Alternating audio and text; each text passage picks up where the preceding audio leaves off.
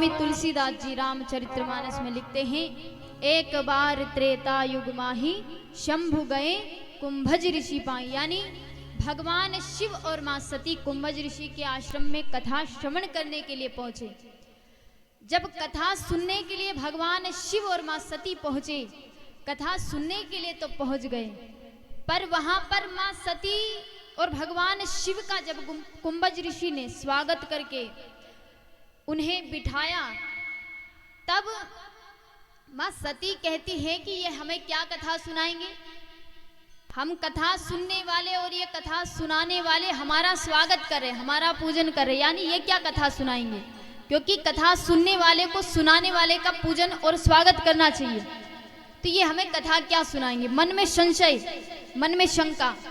तो मां सती के मन में जब शंका थी, जब संशय था, कथा श्रवण करने के लिए बैठी, वहां कथा समझ में नहीं आई। कथा तो सुनी, कथा सुनकर पुनः भगवान शिव के साथ जब वापस लौटे, तब उसी वक्त भगवान राम वन वन में भटक रहे थे, मां सीता को ढूंढ रहे थे।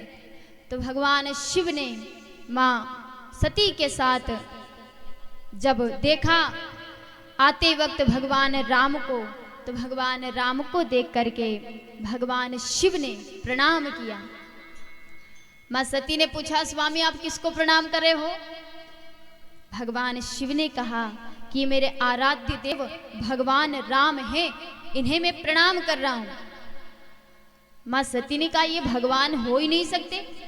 क्यों? क्योंकि अगर ये भगवान होते तो इधर उधर भटकते थोड़ी, ये तो बैठे बैठे पता लगा लेते कि इनकी पत्नी को कौन लेकर गया है, कौन चुरा कर ले गया है। ये भगवान नहीं हो सकते। मां सती ने संशय था मन में, इसलिए भरोसा कर नहीं पाई। भगवान शिव ने समझाया भी सही, पर मां सती की समझ में नहीं आया। मां सती कहती है कि मैं मान नहीं सकती। तब भगवान शिव ने कहा कि अगर आपको भरोसा नहीं होता तो आप एक काम करिए, आप जाकर परीक्षा लीजिए। मां सती ने कहा, वो तो मैं परीक्षा तो लूंगी।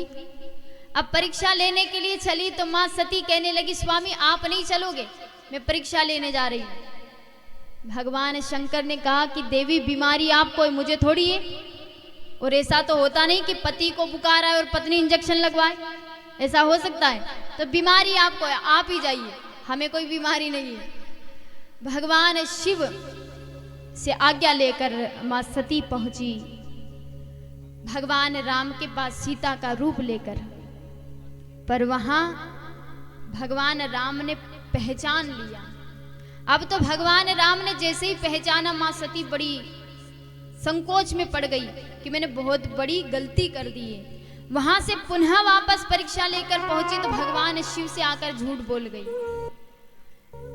कि मैंने कोई परीक्षा नहीं ली। यानी गोस्वामी तुलसीदास जी रामचरितमानस में लिखते हैं, एक बार त्रेता युग माही शंभु गए कुंभज ऋषि पाई, संग सती जग जननी भवानी पूजे ऋषि अखिलेश्वर जानी। यानी अगर मां सती वहां कथा ध्यान से सुन लेती तो इतनी बड़ी गलती नहीं करती, मन में शंका नहीं रखती और कथा सुन लेती तो इतनी बड़ी गलती करती। इसलिए आप कथा सुनने के लिए तो पहुंचे हो, पर मन में कोई डाउट, कोई शंका, कोई संशय नहीं होना चाहिए। अगर शंका होगी तो आपको कथा समझ में नहीं आएगी।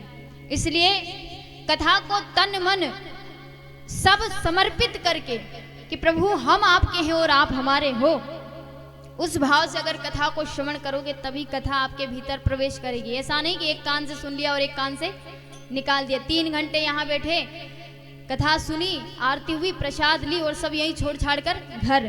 ऐसा नहीं, कथा को जीवन में उतारना है। और जीवन का सार ही तो कथा और कीर्तन है, बाकी तो सब व्यर्थ है, बाकी सब यही धरा का धरा रह जाएगा।